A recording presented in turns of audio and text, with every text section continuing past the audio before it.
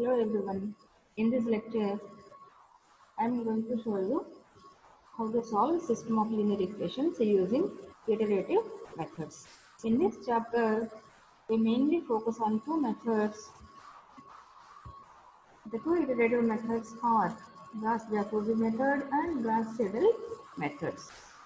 For any method, we need to develop an iteration formula first, and then we need to use the iteration formula to generate a sequence of successive approximations. Before going to set up iteration formula for any two methods, let us see what are all the requisites that we need to remember. Let us consider a system of linear equations in n unknowns as follows. A11x1 plus A12x2 plus and so on plus A1nxn equal to B1. First equation. A21x1 plus A22x2 plus and so on plus A2nxn equal to B2. Second equation. And so on.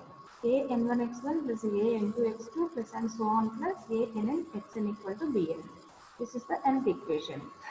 So we know that every given system of linear equations can be expressed in the matrix representation Ax equal to B, where A is said to be coefficient matrix, X is a solution vector or solution matrix, B is said to be constant matrix.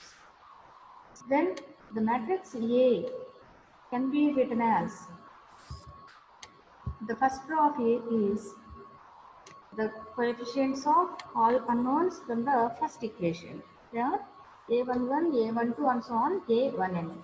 Second row of A is the coefficients of x1, x2 and so on, xn from the second equation. So the second row of A is A21, A22 and so on, A2n. And so on. The last row of A can be written as the coefficients of unknowns x1, x2 and so on, xn from the last equation. So the last row of A is an1, an2 and so on, ann. That's it. And X is solution vector is nothing but it is a column matrix containing all unknowns x1, x2 and so on, xn of the given system of equations. And B is the constant matrix, which is also a column matrix which will be containing the constants on the right hand side from each equation. So B is equals to B1, B2 and so on, Bn, it is a column matrix. Before going to set up iteration formula and implement them to solve system of equations, we need to remember some definitions. The first one is strictly diagonally dominant matrix.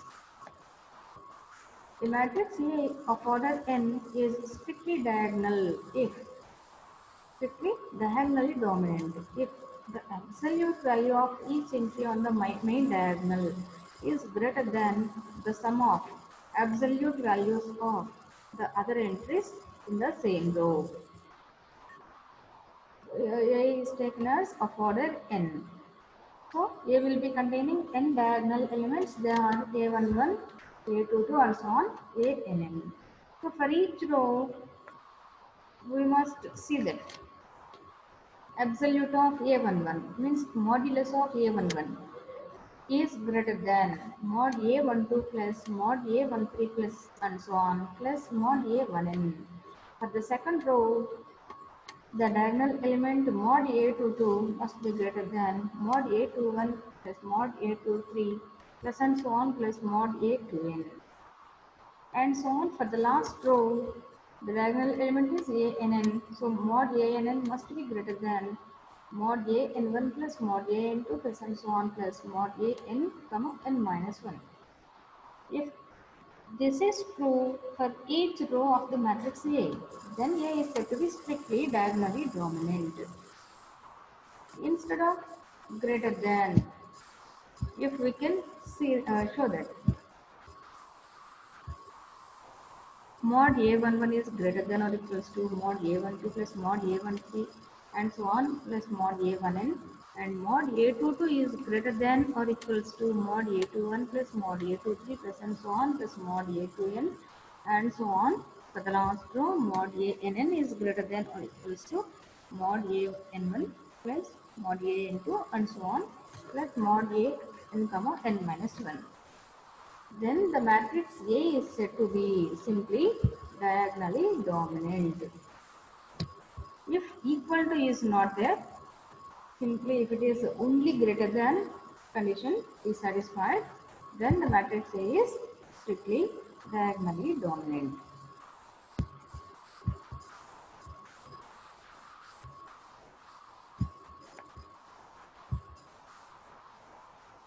Let us see an example of this. Which of the following linear equations, system of linear equations, has a strictly diagonally dominant coefficient matrix? Here, in the first question, we are taking two equations into unknowns x comma y. For this system, the coefficient matrix A is, first row is 3 minus 1, that the coefficients of x comma y in the first equation. And the second row is 2, 5. These are the coefficients of unknowns xy in the second equation. This is said to be strictly diagonally dominant since the diagonal elements of this matrix are 3 and 5.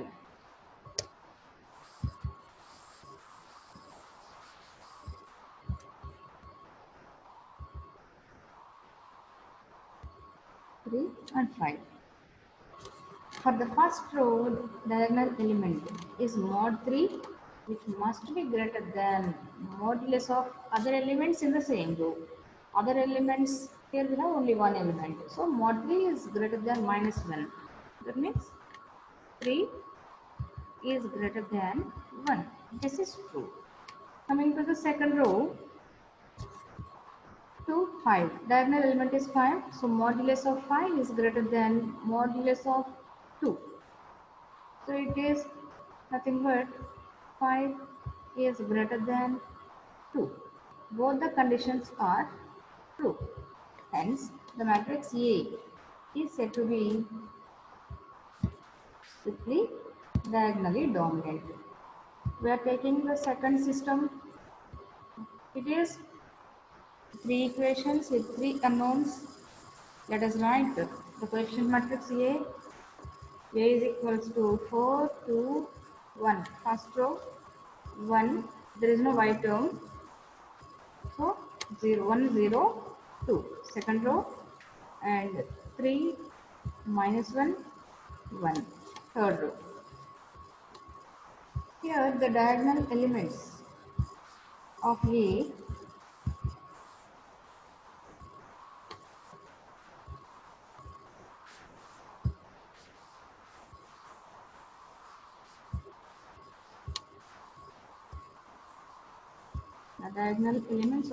are 4, 0, 1. So we must see that for the first row, absolute of diagonal element modulus of 4, which must be greater than sum of modulus of other elements in the same row. That means modulus of 2 plus modulus of 1. That means 4 is greater than 3, which is true. Take the second row. Diagonal element is 0. So modulus of diagonal element must be greater than sum of other elements, absolute sum of other elements. That means modulus of 1 plus modulus of 2, from which we get that 0 is greater than 3, which is not true. So one row is not satisfying that modulus of diagonal element is greater than absolute sum of other elements in the same row. Hence, no need to check with the third row. Here itself, we can decide that the matrix A is not strictly diagonally dominant matrix.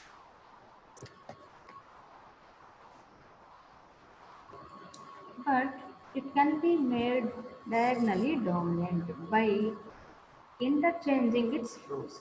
That means changing the position of equations. Previously, we have taken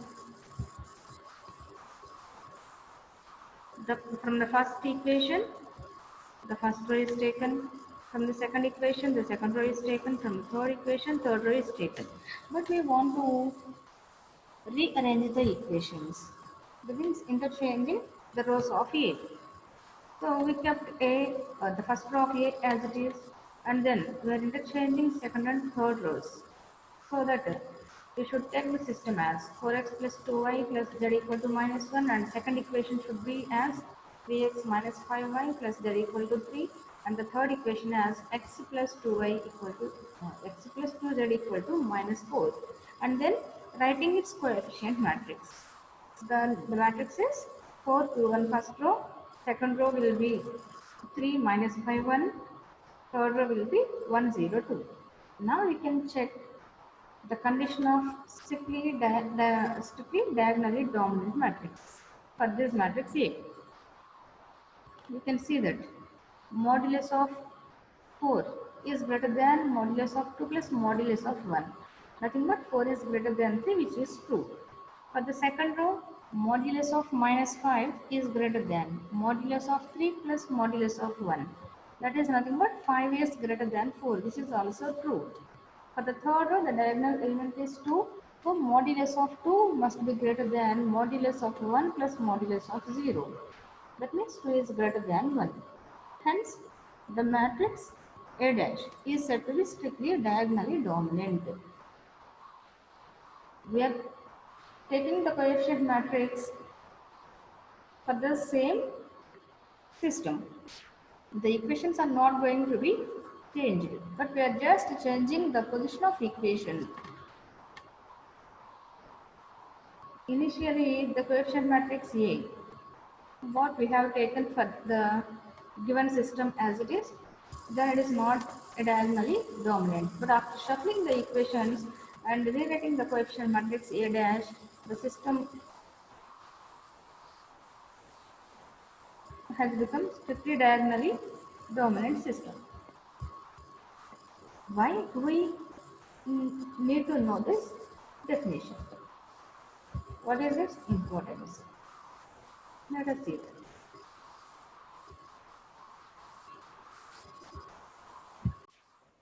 The important point that we need to remember is when the iteration methods to solve a system of equations will converge, that means it will give a solution. That condition is if the coefficient matrix A of the system Ax equal to B is strictly diagonally dominant, then the given linear system Ax equal to B will have a unique solution to which Jacobi method and Cauchy-Seidel method will converge for any initial approximation. We need to remember one more point is if A is not strictly diagonally dominant, then it can be made diagonally dominant by rearranging the system of equations before we proceed to apply Jacobi or Gauss-Seidel methods.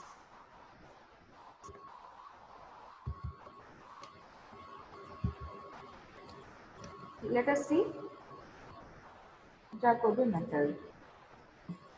So for our convenience, we are taking 3 equations, 3 unknowns system. Where we can also represent this in the form of Ax equal to B. Just before we have discussed that Jacobi and Gauss-Seidel methods will give guarantee to the solution if the matrix A is strictly diagonally dominant of the system Ax equal to B. So if we're going to apply these iterative methods, the first point that we need to remember is check whether the coefficient matrix A is strictly diagonally dominant. If it is strictly diagonally dominant, if A is strictly diagonally dominant, then what we need to do is,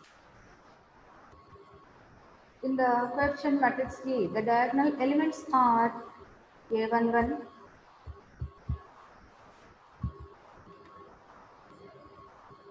A22 and A33. Their coefficients are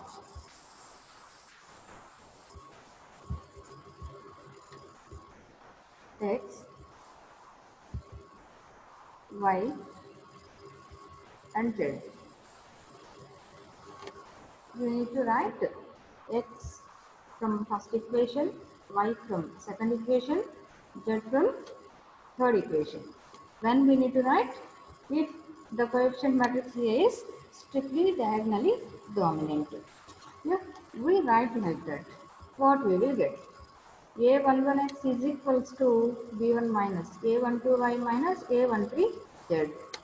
That is nothing but x equals to 1 by A11 into B1 minus A12y minus A13z. From the second equation, y can be written as 1 by A22 into B2 minus A21x minus A23z. From the third row, z can be written as 1 by A33 into B3 minus A31x minus A32y. Now, this can be taken as the iteration formula for Jacobi method. Always the iteration formula should be written as we use previous iterations to generate successive iterations. So the iteration formula should be taken as the same what we have written from the three equations. X equals to 1 by A11 into B1 minus A12y minus A13z. On the right hand side, we are using previous iterations, kth iterations of y and z to generate next approximation to x. And from second equation, we write y is equals to 1 by A22 into B2 minus A21x minus A23z. On the right hand side, we need to use previous iterations of x and z to get the successive approximation of y. From the third equation, we got z is equals to 1 by A33 into B3 minus A31x minus A32y. uh, we need to know that whatever the variables which are appearing on the right hand side, those variables should be treated as previous iterations. And the variables we are showing on the left hand side must be taken as successive approximations. We have already discussed that any iteration formula will start with some initial guess. We can take initial guess as our choice.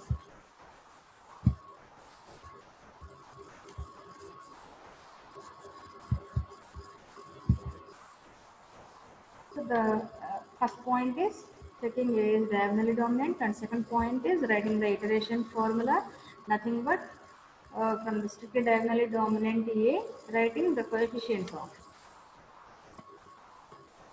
the A11, A22, A33 from the given system of equations. Then the iteration formula can be set up. Now using this, we need to generate successive iterations, for which we will be choosing initial approximation. If anything is not given in the problem, then we start the process with 0, 0, 0. It means this set of values can be used on the right hand side of iteration formula, can be used on this right hand side part of iteration formula. We will generate first approximations, and using the set of first approximations on the right hand side, we will generate second approximations, and we continue the same process till we get two successive approximations or iterations are same up to the desired accuracy. Desired accuracy is nothing but we may require the solution up to 2 decimal places or 3 decimal places, etc.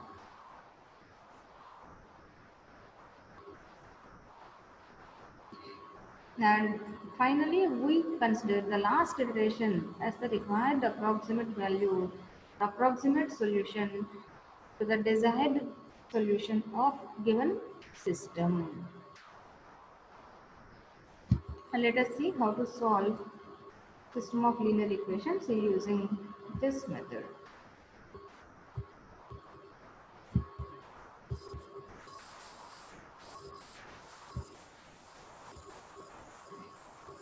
Solve the system of equations by Jacobi iteration method up to two approximations.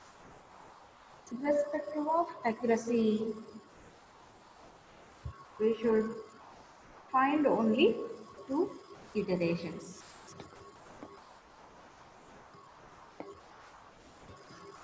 So the first point of Jacobi method is to check whether the given system is diagonally dominant. Here, the coefficient matrix A is first row is 20, 1, minus 2.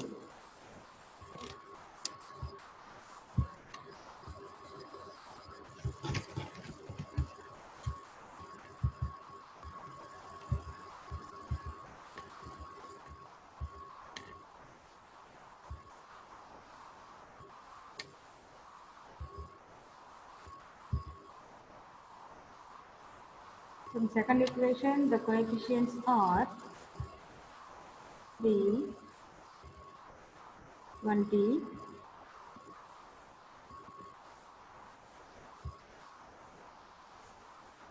minus 1. From the third row, the coefficients are 2, minus 3, 20. So in this matrix, the diagonal elements are 20, 20, 20. From the first row, you can check that modulus of 20 is greater than modulus of 1 plus modulus of minus 2. That means 20 is greater than 3, which is true. From the second row, the diagonal element is 20, so modulus of 20 is greater than modulus of 3 plus modulus of minus 1. That means 20 is greater than 4, which is also true. From the third row, diagonal element is 20, so modulus of 20 is greater than modulus of 2 plus modulus of minus 3. That means 20 is greater than 5. So the diagonal element, all the diagonal elements of A is satisfying that absolute value of diagonal element is greater than the absolute sum of other elements in the same row. So A is strictly diagonally dominant. Hence, we can use our Jacobi method to get our approximate solution. So the second point is we need to write our iteration formula. From the first row, we should write the coefficient of 20, nothing but x, which is obtained as 1 by 20 into 17 minus y plus 2z. From the second row, 20 is the diagonal element, its coefficient is y. It is written as 1 by 20 into minus 18 minus 3x plus z. From the third row, third diagonal element is 20. 20 coefficient is z. Z is to be written as 1 by 20 into 25 minus 2x plus 3y. Second point is over. The third step is we must take the initial guess to the solution. Let us take that initial guess as 0, 0, 0 because the initial guess is not given in the problem. So for our convenience, we will always start with 0, 0, 0 as the initial guess. Now using 0, 0, 0 on this right hand side part, x is obtained as 17 by 20, so its value is 0.85, and y is obtained as minus 18 by 20, it is y is equals to minus 0.1, and using xy 0 here, you get we get z equal to 25 by 20, it is 1.25. using initial guess, we have generated first approximate values. The first approximations are to be denoted by x1, y1, z1. Now, using this set of first approximation values, we will generate second approximate values, for which we need to use these three values on the right hand side of iteration formula. Here we will write that x equal to 1 by 20 into 17 minus y first approximation value is minus 0.9 plus 2 into first approximation of z is 1.25. On simplification, we are getting x value as 1.02. It is taken as second approximation, so the notation is x2. And from second equation, y is equals to 1 by 20 into minus 18 minus 3x, first approximation of x 0.85 plus z, first approximation of z is 1.25. On simplification, we are getting the second approximation to y2 as minus 0.965. And from the third equation, we put first approximations to xy here, and evaluating the value of z, we are getting 1.03. So the set of second approximate values are 1.02 minus 0.965, 1.03. As we are asked to find only two approximations, that part is done here, so no need to find the next approximations.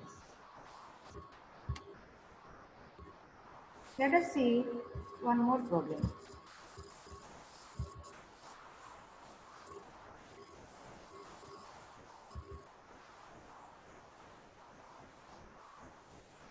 Solve the system of equations by Jacobi iteration method, or simply Jacobi method.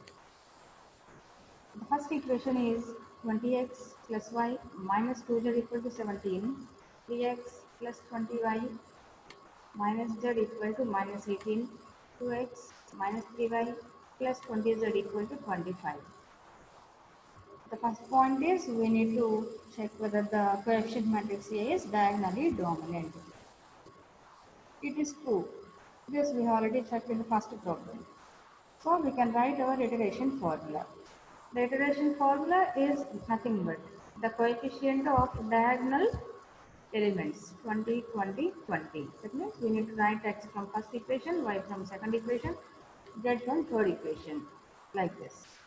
This is taken as iteration formula.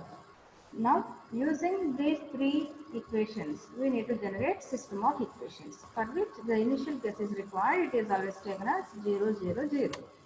Now, using these three values on the right hand side part of each equation, we can generate first approximations. They are 0.85 minus 0.9, 1.25. Now, using the set of first approximations on the RHS of iteration formula, we get the second approximate values of x, y, z. They are 1.02 minus 0.965, 1.1515.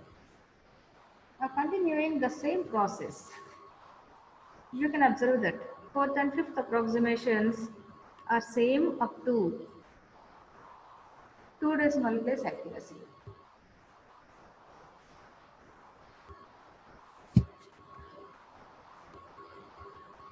Here it is 1.00, 1.00, minus 1.00, minus 1.00. Here it is 0.99, 0.99.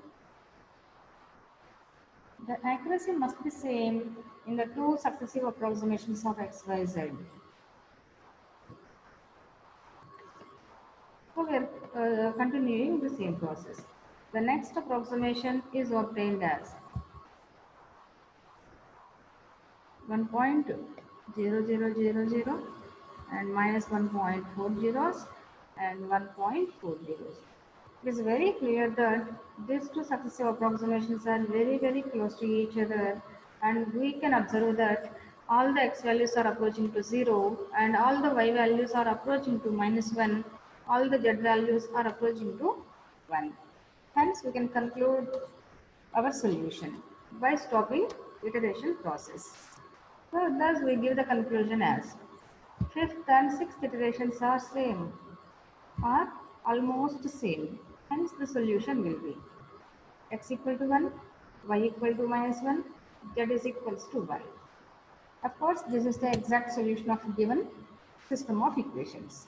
This is obtained through Gauss-Jacobi iteration formula.